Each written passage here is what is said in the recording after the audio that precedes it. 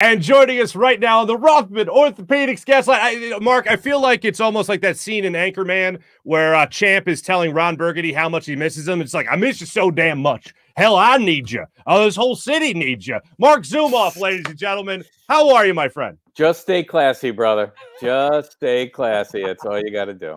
It's hard to get classier than this. I saw this pop up on my Twitter feed the other day. This is fantastic. Long overdue, if you ask me. You said it was too late for the holidays, but people can still get these. And here's what's awesome. After 40-plus years in the broadcast biz in Philadelphia, and obviously 27 great seasons with the 76ers, Mark, you got this bobblehead coming out. Also, a portion of the proceeds are going to benefit the Philly youth basketball. That is absolutely incredible. I know you've teamed up with those guys before. Tell me about this bobblehead and how we can get one.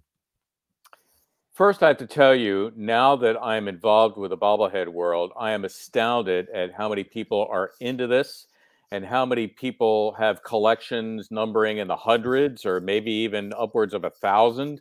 It's just an unbelievable thing, the fact that people love to collect this stuff. And one of the things I think that makes it a collector's item is the fact that they're all numbered.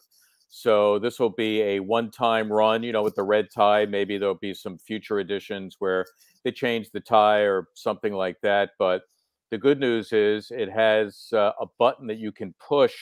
And I think there are several of my more choice sayings that I'm, you know, hollering out there. And, you know, it makes for some entertainment as well as something that looks pretty good on your shelf. Oh, that's incredible. So it speaks to you as well. Yes, it does. It's kind of like Chatty Cathy, though, and it just has stock answers. You know what I mean? It doesn't have a mind of its own, at least not yet. But if they ever get to the point where it has a mind of its own, I'm sure that bobblehead will be a hot seller as well. I like the idea. If you're going to change ties, why not why not you actually locking a window and a door and maybe a garbage into gold tie-in as well? I like it. Or maybe even give me hair. Can you imagine that one? Yeah, retro Marc Zumoff. Yeah, right. Yeah, the right. Toupee. Toupee. Who even wears a toupee anymore? Not many. Although I am binging Seinfeld, and I just got done with George Costanza toupee episodes. So, yeah, he betrayed the Brotherhood, my friend. He betrayed the Bald Brotherhood for a short time there. Yeah. But in all seriousness, I couldn't be happier for you, and to help out the youth basketball is just fantastic as per usual. You were doing the T-shirts and the hoodies with them not too long ago. It's absolutely unreal. Now, speaking of your phrases kind of being recorded here, this for the bobblehead, I had heard a story from a mutual friend of ours that after you announced retirement, you signed up for Cameo as a way to keep in touch with fans and all that. And it was like so bad. You had to like you got so many requests. You were flooded. You were inundated, my friend, with requests from Sixers fans for phrases. First off, is that true? And second, it probably is. What was your biggest request? The biggest request, Mark, actually was just that. People wanted me to somehow come up with not only my phrases, but I guess germane uses of those phrases as it related to people in their lives, people they wanted me to wish happy birthday to. So, for example, you know, I would say to a 20-year-old, hey, you got plenty of time for that unfinished business. That shot clock of yours, it ain't unplugged. That sort of thing.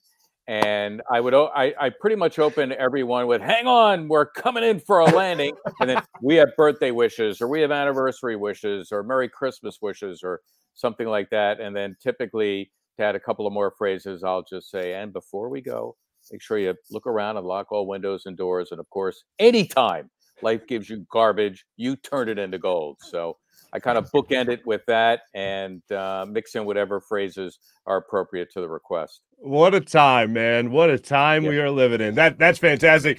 I have to ask you, the current crew right now, well, Tom McGinnis and Mark Jackson are filling in. I think they're doing a great job. But obviously, Kate Scott had those huge shoes to fill with you. Are you still, I mean, I know you're still watching the games. What are you making of the new broadcast crew? I personally love them. And I'm truly amazed at the chemistry that they have been able to establish in such a short period of time. I think people have to adjust to the fact that I was there for 27 years and I'm no longer there. And quite frankly, having a woman in that position is something that people have had to adjust to as well. But I think if you take Kate Scott for what it is that she does as a broadcaster, male or female, she is truly excellent. And fortunately, I think the vast majority of Sixer fans are realizing that. And as they get used to not having me around anymore and begin to embrace her, I think more and more each day, people are really starting to like not only her individually, but like them as a tandem as well. I got to say, I do really like the broadcast. I think she does a really smooth broadcast. And you know this, did she ask you or at some point try to run it by you to say garbage into gold or lock windows and doors? Because she says it in a tone that is obviously an homage to you. She's very kind to do that. She certainly doesn't have to. I think what Kate is probably trying to do is just acknowledge the fact that she's part of a continuum. I know that she's working very hard to ingratiate herself to Sixers fans. I think that's something that has to happen more organically, and let Sixer fans love her and enjoy her games for who she is as a broadcaster, the unique things that she brings to the telecast. So perhaps she feels as a way of transitioning, she would like to do that for me, and I greatly appreciate it. But I think the more that she stays true to herself and fans begin to embrace that, the better off it'll be. How do you watch Sixers games nowadays? Because I know you're still a fan. You'll always be a fan. Yeah, so typically when it's NBC Sports Philadelphia, or I guess nowadays pretty much anyone, you could watch in the comfort of your living room. Don't tell anybody, but occasionally I'll be driving in my car and I'll set my phone up in such a way that at least I could hear the commentary. And then when Kate or somebody else goes crazy, I'll say, "Whoa, what a play that was!" That sort of thing. So, but don't tell anybody I said that. No, we'll edit that part out of the interview, obviously. Yeah, thank you. I'm yet to attend a game this year.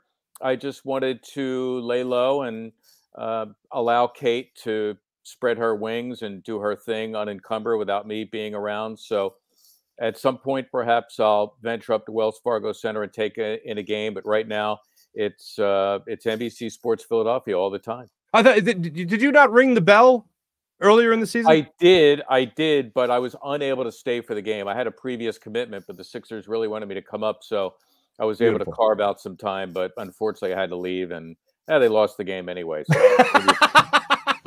my record as a former announcer is still unbeaten. Gotcha. Understood.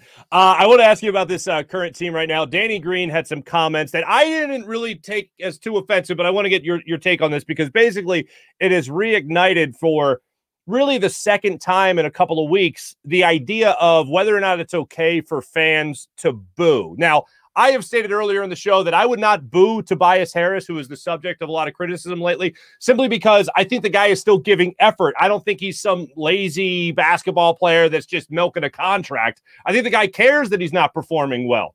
I reserve my boo for guys that I don't think really care anymore. Tobias Harris, to me, still cares. But I'll ask you this question. As a man who grew up as a fan of Philadelphia sports teams your entire life, obviously worked in the business as well, got close with a lot of players. When it comes to booing athletes in the city of Philadelphia, what is Marc Zumoff's stance on the boo? First of all, no matter how either of us feels, Mark, the right to boo is protected by the U.S. Constitution. It's called freedom of speech. So if you're there at a venue and you've paid your money, I think you're entitled to your opinion. That's the time to give it. I think that's the proper way to do it, as opposed to some of the other things like the invectives that some of the fans have hurled at players, which are totally inappropriate, throwing things on the floor, that sort of thing. I mean, that kind of behavior, I think, should result in you being banned from the arena permanently. But booing, absolutely. I mean, it's been a part of being a fan, not only in Philadelphia, but anywhere since the beginning of time. So I think personally what that means is that Philadelphia fans care about their team and they're voicing their displeasure, whatever the specific circumstance might be. So go right ahead and do it. But I think if you're a player, you have to say to yourself, okay, we're just not performing well, or we're not performing up to expectations or their expectations. What is it that we can do to turn those boos into cheers and not necessarily try to, say to fans on social media or otherwise, hey, don't boo us. You shouldn't be. We're out there trying. The fans are entitled to their opinion. Listen, the leagues, they're nothing without the fans. They support the advertisers, they pay the parking, they pay for the souvenirs, they pay for the food, and of course the tickets. That's where everyone's salary comes from. the commissioner on down, the fans who support the game. Mm-hmm. So I think for everything that fans do, whether they be sponsors or individual ticket payers, they're entitled to do what they want. As for the team as a whole, how do you think they're performing to this point this season? I think it's been, well, you could always do one of these and kind of stick your finger out the window and say, all right, it's a northerly wind. Things are looking up. The team's doing better. They won 4 straight. I think one of the good things for the Sixers is the fact that they're still owed a good number of home games. And once they remember that they were one of the league's, if not the most dominant home team in the NBA over the last handful of seasons, as soon as they remember that, together with a road record that's well above 500, that'll once again make them a formidable force in the Eastern Conference. And of course, the other shoe has to drop with Ben Simmons and what Daryl Morey is going to do. And I don't think that even with the team's current recent winning streak, that it is performing up to par. Now, you could use the excuse that they've been missing players, but what team has not had to miss players so far in some form or fashion? So, the window for Joel Embiid is open. It is wide open. There's plenty of time to make the best of this season. And it's my hope that not before too long, we'll see a move involving Ben Simmons that'll benefit the team and hopefully catapult them to much better things to come. Could you see Daryl Morey waiting past the trade deadline into the offseason again, or do you think it's something that's going to go down this year? I hope not, because then you're going to have to just wait until next season.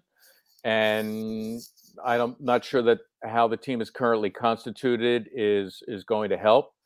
I think they do need help, and I think that I would like to see a move made. Now, that's just me personally. I don't know all the machinations that are going on behind the scenes, but I think it behooves everybody, whether it's Ben Simmons and certainly the team, to make some kind of a move. If you're Daryl Morey, are you faced with the fact that you cannot get the kind of value you were hoping for, so it is worth waiting? I don't know. But I think that typically when you're bearing down on a deadline, the offers tend to get better because you are bearing down on that deadline. So let's hope in about a month or so, the offers will be better and a move is finally made. Yeah, and I do want to state during the interview that we are talking about this situation in the Sixers season prior to tip-off in Orlando at the time of this interview, which will be Wednesday night. We air the interview Thursday morning. When it comes to everything else that you're doing right now, just overall, how are you enjoying retirement, my friend? Life is good. I'm very busy. I'm the associate director of the Claire Smith Center for Sports Media at Temple. That is a burgeoning program that is going to help our alma mater, Marc, to do great things in the world of sports media, whether it's academia, whether it's involving marginalized people of color, women, or being a thought leader, where Temple does research and holds conferences and symposia and is a leading figure in the world of sports media. That's the goal of our Claire Smith Center. Claire, of course, is a baseball Hall of Famer, a wonderful woman who's a Temple alum, and the center's been named after her. The other thing I do involves Maccabi USA, which is the U.S. contingent to the quadrennial Maccabi Games in Israel. And this coming summer, the games will be held again. And it's my intent to bring 12 to 14 aspiring sports media professionals to come over to Israel and cover the games as you would the Olympics, whether it's doing reporter packages or streaming live events or print material or whatnot. It'll be an opportunity for them to learn, and an opportunity, I think, for a worthwhile sporting event to get some well-deserved coverage. That's awesome. That is just that is fantastic. That is great, man. Good for you.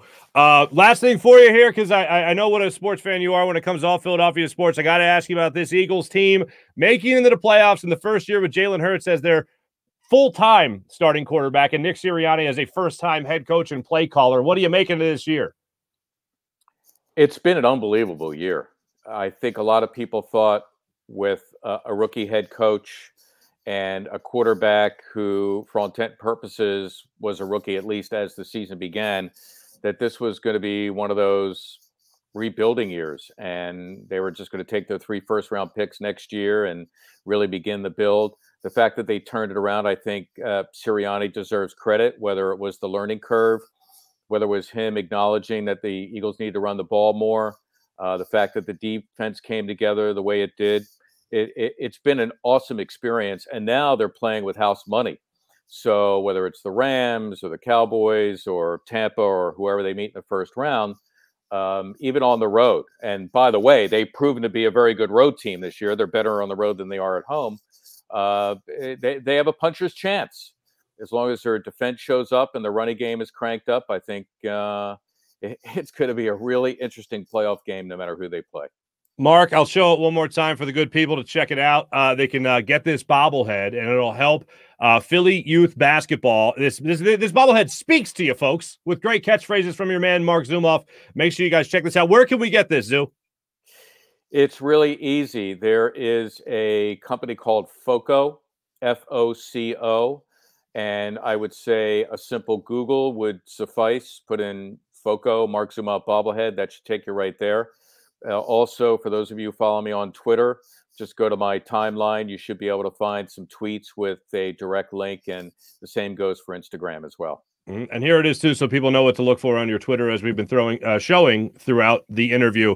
Also, how are we doing on the foreign language? How are we doing on the musical instrument? Have we checked those boxes yet? You're very kind. So I am playing my flute. I'm not playing it as much as I would like to, but I am taking lessons. I will never give a concert. I'm never going to be that good, but listen, I enjoy it. I'm into music. I'm a bit of an artist like that. The foreign language is going to have to wait. As we say in 21st century lingo, my bandwidth just isn't wide enough with everything I have going. You'd think being retired, I could learn 5 languages, but I'm still busy with a lot of other stuff and, enjoying that stuff as well. Mark, I just want to tell you, thank you so much for having me on. This is great. I always enjoy the conversation, and thank you so much for helping me to put that bobblehead out there as well. It's going to benefit a great organization in Philadelphia youth basketball.